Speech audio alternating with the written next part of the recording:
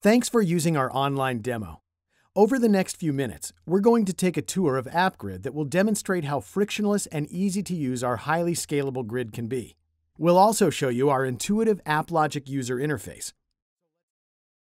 AppGrid is just like a physical data center, except you don't have to service or maintain the technology. AppGrid is a pure utility model, so you no longer have to go into the data center and pull wires and log into switches and routers and servers in order to configure and deploy applications.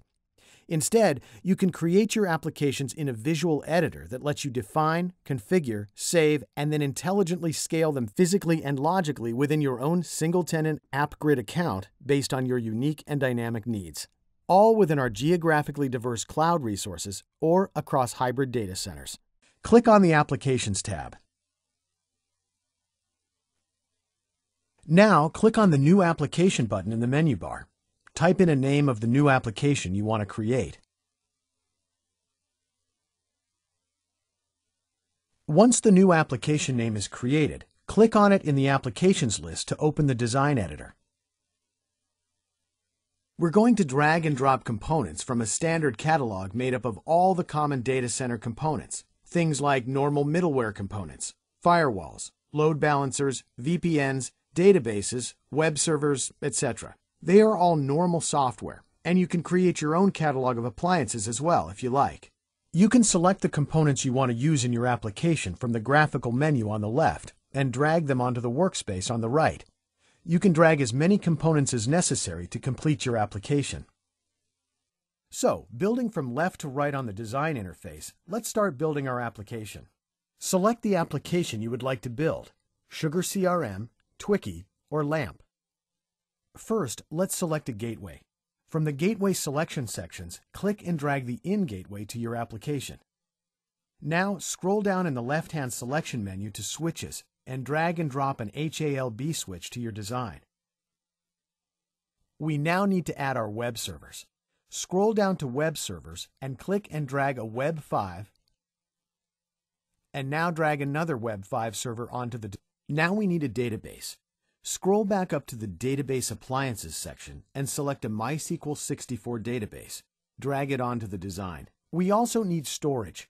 Scroll down to the Miscellaneous Appliances and drag a NAS storage array onto the design. And we need another gateway. Scroll to Gateways and drag an Out gateway onto the design. For redundancy, why don't we also add another NAS storage array, as well as another In gateway. Drag and drop one of each to the design. Once we have our components, we're actually going to network them together. Note, we're not pulling cables, we're not logging into switches and routers. We're telling the system how we want the connections configured, all in the application interface. This means that since we're creating application configurations in software, the system helps prevent misconfigurations. There's no forgetting to create a firewall hole, no forgetting to create a subnet in the router, all from the catalog of available application configurations. Click on the Out of the In gateway and then select the In on the switch. Do the same for the second In gateway. Connect Out 1 from the switch to the first web server, and then connect Out 2 to the second web server.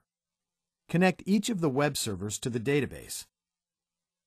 Connect each of the web servers to the first file systems by clicking on FS and then the NFS tab on the first NAS array. Connect your redundant NAS to the log tabs on each of the web servers. You may also want to monitor your application. Scroll to the Monitor section and drag a monitor, Mon, onto your design. You can also monitor other components. Connect the Mon tab on the switch to the monitor. Continue connecting all of the remaining components to the monitor.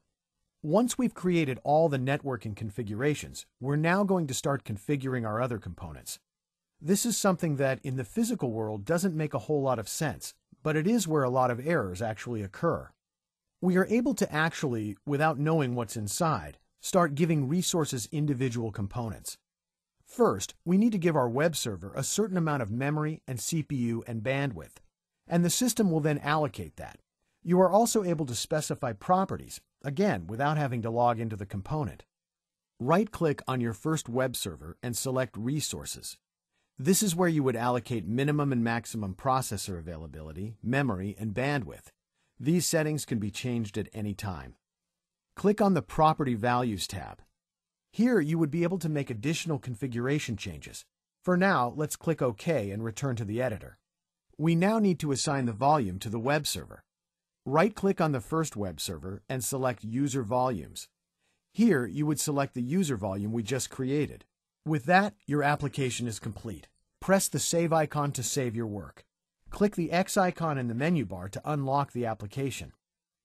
You can now configure the application as a whole, not having to deal with all the individual components inside of it. Next, we can assign resources to the configured application, assign IP addresses, and then actually start this application without knowing anything about what is inside or how it's configured. In the Applications list, select your application name, right-click, and select Configure. This is where you would enter a description of your application. Click Resources. You can now configure the application as a whole. This is where you would assign your CPU, memory, and bandwidth settings. Now click on Property Values. On this screen, you would select the necessary IP addresses for your application. Click OK to save your application configuration settings. We now have a saved application. Nobody can make a configuration error because the system is doing all of this for us. Right-click on your application and select Start.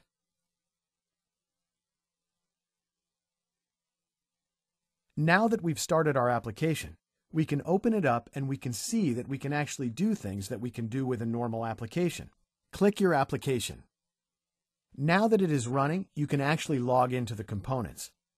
Right-click on your first web server and select Login. Since it's a standard Linux prompt, you would log in just as if you were accessing a physical server. Click X to close the prompt. Click the monitor icon in the menu bar. Since we included monitoring, we're able to actually monitor and set traps and alarms on our applications as well. Exit out of your windows, and we're done. To learn more, visit us at www.savvisdirect.com.